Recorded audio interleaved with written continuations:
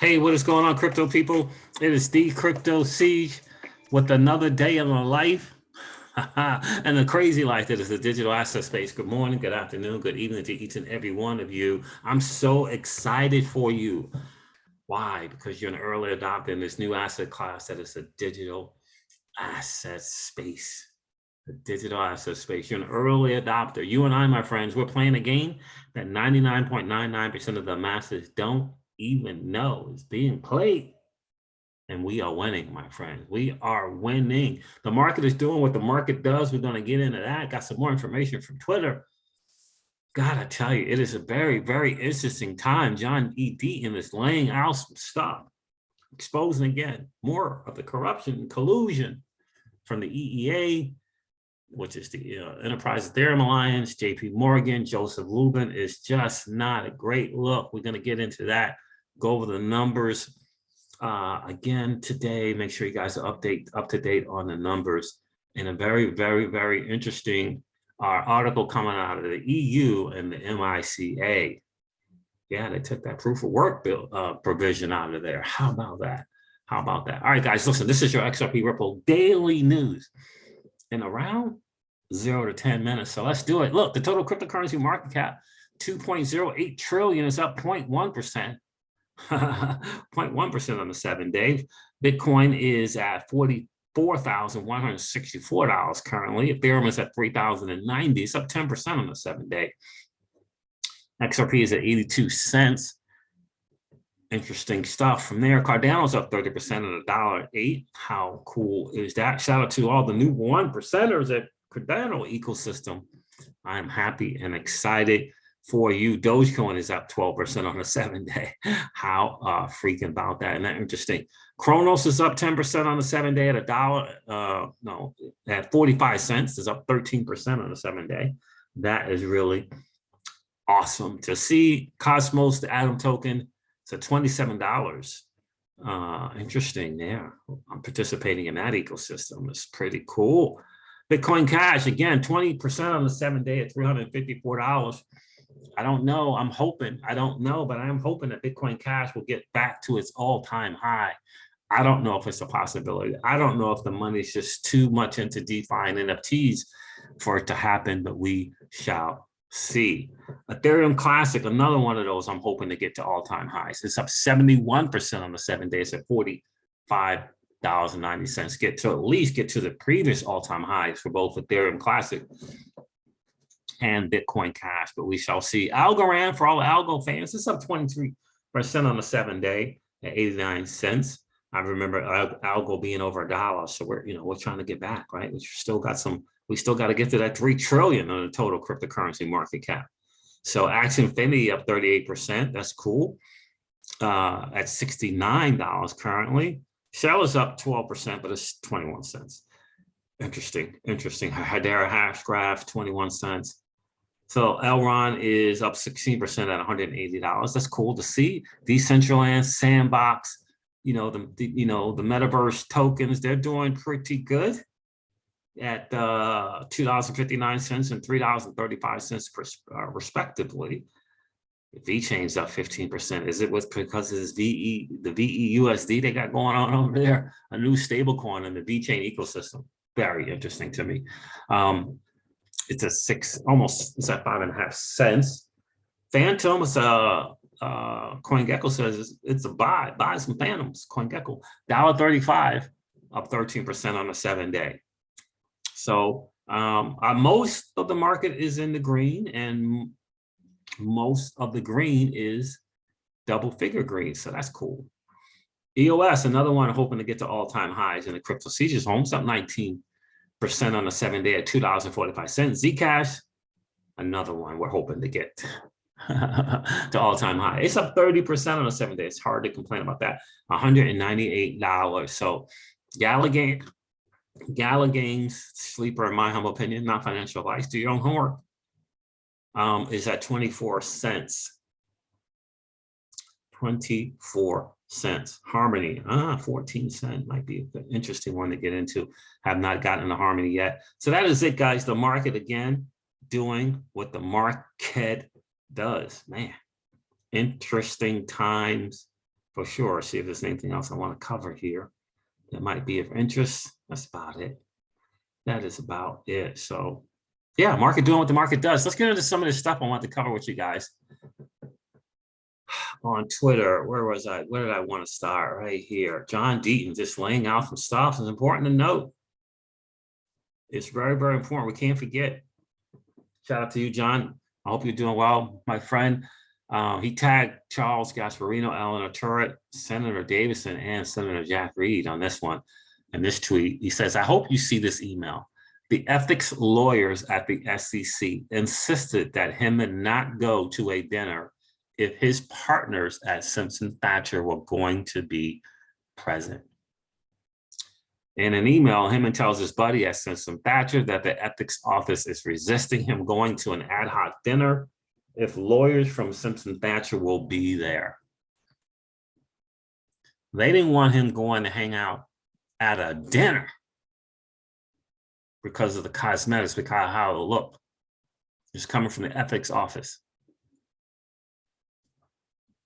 Yeah. No, it says, John Deaton says, no way Hinman cleared that speech with the ethics office knowing about the EEA. That's what John is saying. There's no way they cleared that speech. He went rogue and did that speech. Here's the email. Bill, I got promoted to be co-head of the DC office. Not sure what an office head does, but I guess I will find out. I am sure you're very interested in our internal BS over here. Not. This is to William from Bonnie, Joshua Bonnie F, or I'm guessing that's what his name is. Is there a headache for you coming to an ad hoc next month if folks from Simpson are there? We can sit out a month if it makes your life easier. Not really sure what I'm talking about and may have it completely wrong, but I heard that there could be hassle for you. And this is from Josh, so it is Joshua Bonnie.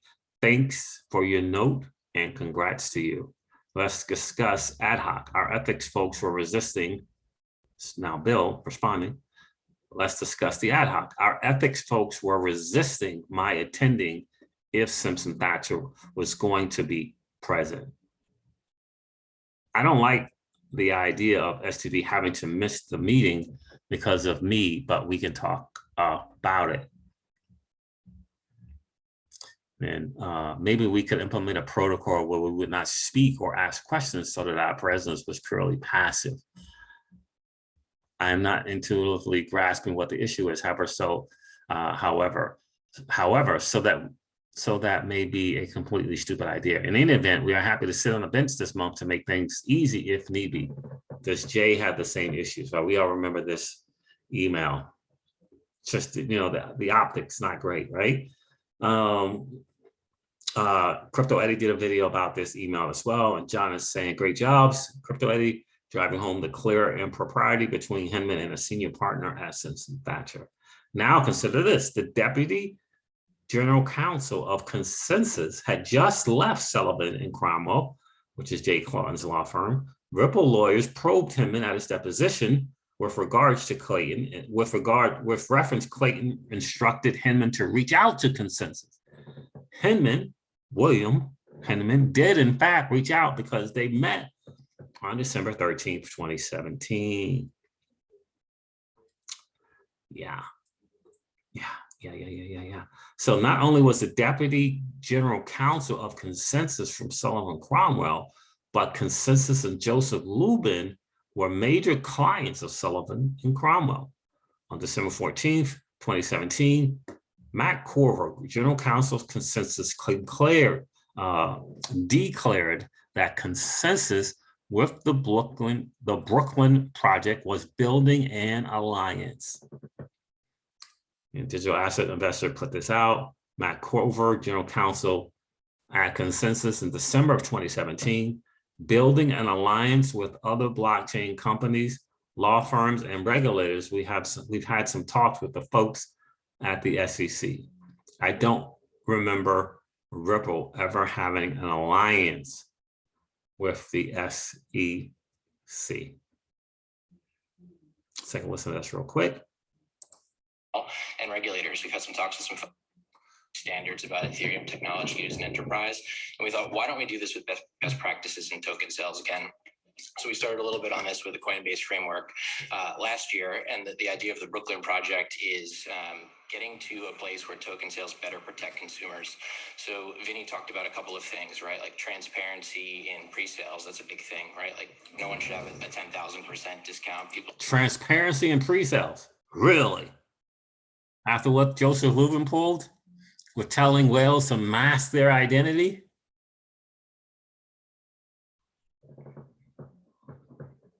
Shouldn't be flipping tokens on consumers.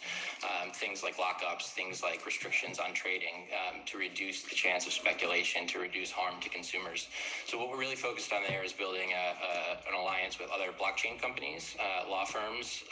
There's a couple of interesting law schools that are interested. We hope Berkeley's going to get involved as well, and regulators. We've had some talks with some folks at the SEC about this. We've had some talks with folks in other government agencies, standards about Ethereum. Meeting with the SEC, this alliance knocking on the doors.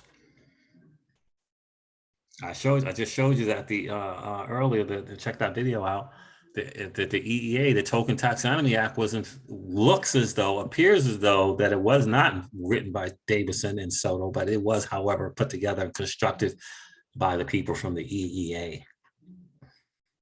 All right, John Deaton goes on to say he's referring to the Enterprise Ethereum Alliance founded in 2017, of course. Not only is Sullivan and Cromwell leading the charge, Henman's law firm, Simpson Thacher and Bartlett, is also a member of the EEA. The EEA is a member-led industry organization whose objective is to drive the use of Enterprise Ethereum and mainnet Ethereum blockchain technology as an open standard to empower all. Never a level playing field. They wanted to monopolize the market, plain and simple. That was the goal. I thought I saw somewhere that someone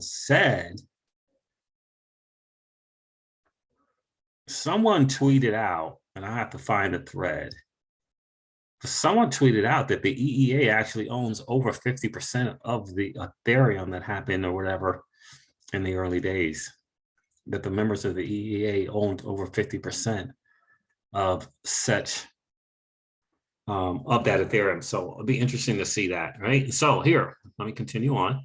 Clayton's law firm brokered the quorum deal between Consensus and JP Morgan. Consensus supports the JPM coin, a direct competitor to XRP. Yep. Clayton agreed at his confirmation hearing that he shouldn't vote against an enforcement action involving one of his firm's clients. He didn't vote against it. He voted instead for an enforcement action against his firm's client's biggest competitor. He voted for and filed it as he walked out the door. And that's the lawsuit against Ripple and XRP, their biggest competitor, period. John Deaton goes on to say, anyone who claims these conflicts and appearances of impropriety aren't real and are wild conspiracy theories is full of crap. Full stop. It doesn't mean actual laws were broken, but appearances matter. My God. The SEC ethics office was worried about being at the freaking same dinner. I mean, just think about that. Think about that, guys. I mean, that is freaking heavy. And the bottom line is the community, the XRP community, just continue to dig. Shout out to TAIG, shout out to RippleI, shout out to DAI for starting, kind of really starting the probe into all of this. And the whole community as a whole has just been really pouring in to expose. So I appreciate each and every one of you that took the time to not only dig our research, but took the time to get to the John E. Deaton lawsuit, which is Crypto Law US, and expressing your concerns with what's going on with the SEC and how the United States government colluded to pick winners and losers. That is the bottom line. The US government got involved and decided to pick winners and losers. And it's absolutely Wrong, wrong, wrong to do. We should have let the market decide. We should have let the market decide. And that's what's going to come to the forefront. It's going to be harder and harder and harder, especially if the likes of Warren Davidson and Soto are really, really tied to this EEA that TAIG is pointing out to us. Because that's just not a great look. You got members of Congress involved in this, and I don't know what and all they knew or did not know, but it's just not it's not a great look. Yeah, Mickle.xrp says, I always wondered why Tom Emmer and Warren Davidson were drafting different bills for crypto regulation. Tom Emmer has openly stated XRP is not a security. Today, Warren Davidson made it clear he likely thinks it is. True colors are coming out.